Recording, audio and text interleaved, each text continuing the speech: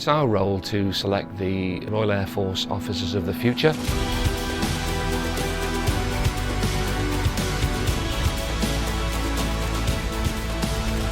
Today it's an opportunity to see how things are done for the RAF in terms of training, an opportunity to learn leadership skills and something for me to take back to my team. Well, I think we want them to, well, first of all, have a good idea of what it is that we look for. That's the first thing.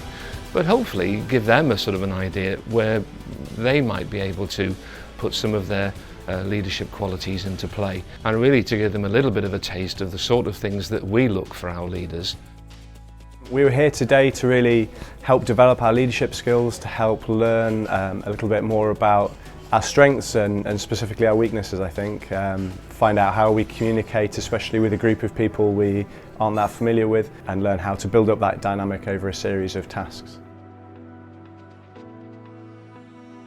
Well, there are a number of skills that we wanted to put across to the delegates today. One of the things that we wanted them to experience was the kind of competencies that we look for in the Royal Air Force officers of the future.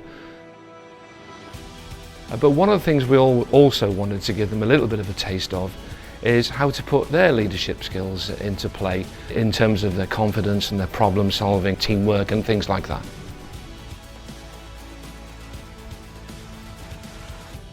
I felt it was incredible the amount of teamwork that it generated so quickly in this environment. I think because everybody felt vulnerable with the learning activities, it brought everybody together so they worked really collaboratively.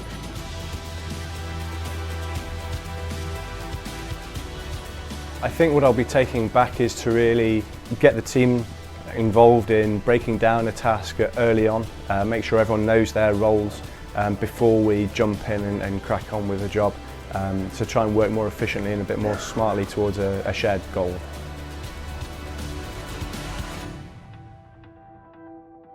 It taught me about my own vulnerability, that I felt I had quite strong leadership, but put into that environment it showed me that I can be quite vulnerable myself. But it also taught me the power of communication and being clear, and the strength of the team and how you can bring the team with you and to motivate them to actually achieve the task with you.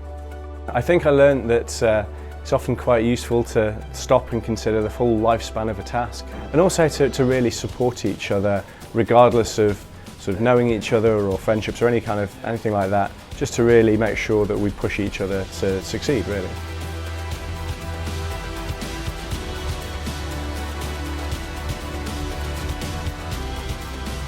Well, I think all the boarding officers were really pleased with the way that the delegates threw themselves into the tasks.